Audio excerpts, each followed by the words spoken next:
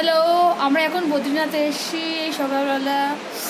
এখানে এসেছি, খুব ভালো লেগেছে। অবশ্য আমরা বদ্রীনাথ মন্দিরের ঠিক সামনেই রুম নিয়েছি। আমরা এখান থেকে বদ্রীনাথ মন্দির দেখা যাচ্ছে। এখানে বদ্রীনাথ মন্দির এর সামনে, আর পুরো চারপাশে ছোট ছোট আশ্রম, হোটেল এইসব আছে ছোট ছোট। এখানে সামনে বয়ে যাচ্ছে একটা জলের কলকলানি আওয়াজ। এই ছোট ছোট রুমগুলো আছে। এটা চৌবাচ্চার মতন, এটাকে বলে তপ্তকুণ্ড। এখানে জল প্রচণ্ড গরম হয়। এখানে সবাই এসে স্নান করে, তারপর বদ্রীনাথ দর্শন করে। এখানে যে ব্রিজটা দেখতে পাচ্ছ, এই ব্রিজ থেকে বদ্রীনাথ যাওয়ার রাস্তা। এই ব্রিজ থেকে পাহাড়ের কোলে ছোট একটা বদ্রীনাথের স্থান।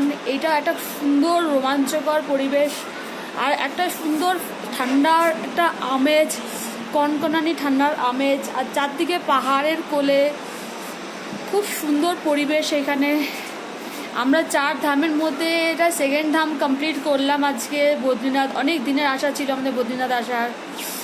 প্রথম পুরীধাম করেছি, এবার এটা সেকেন্ড ধাম বদ্রীনাথ। আরও 2টো ধাম করার আছে। এবার ঠাকুর যেরকম দেখবে। এইখানে আমরা বরফ, পাহাড়ের উপরে বরফ দেখা গেছে কিছু। এখন দিনের বেলা, সেই জন্য বরফগুলো সব গলে গেছে। সকালবেলা পুরো বরফ, পাহাড়গুলো পুরো বরফে ছেয়ে যায়।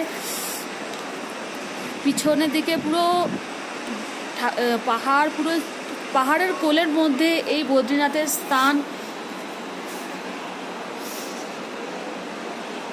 এখানে এসে আমাদের খুব ভালো লেগেছে।